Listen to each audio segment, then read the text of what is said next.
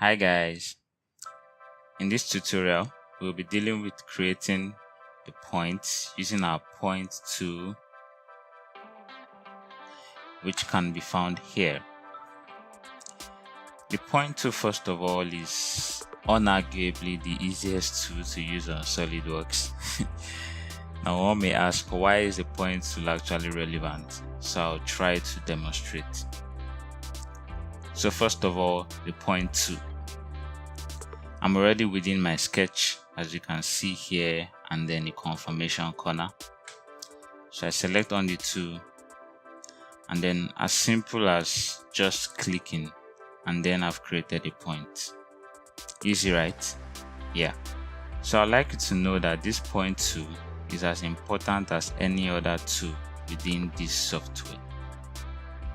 So just because this is all it seems to be doing doesn't mean that the other tools are more relevant, because every tool here is at our disposal to create our designs. So also is the point tool. So just the same way you can dimension other sketches, we can also dimension our points. But since it's just a point, it cannot have a length, so what we are dimensioning is its position. So if this is 49, and so since we can dimension its position, it simply means that the point can also be made to become fully defined. Now you notice that this sketch is fully defined, and then the point is now in black color. Now let's go ahead to create other points, and then we will migrate into another tool here. 1, 2, 3, and 4. Skip. So selecting on the spline tool, we are able to create a spline to pass through all of these pre-created points.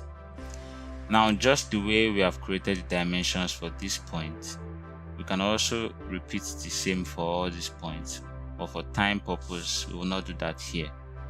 Now if you don't fully understand how the spline tool works, you can click on the eye icon showing at the top right corner of your screen just about now to learn about splines.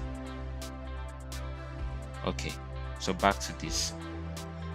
So this is useful as the spline easily snaps to the points already created.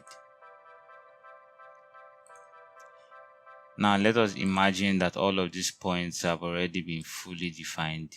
It simply means that our spline is going to have more of a defined shape, right? Yes.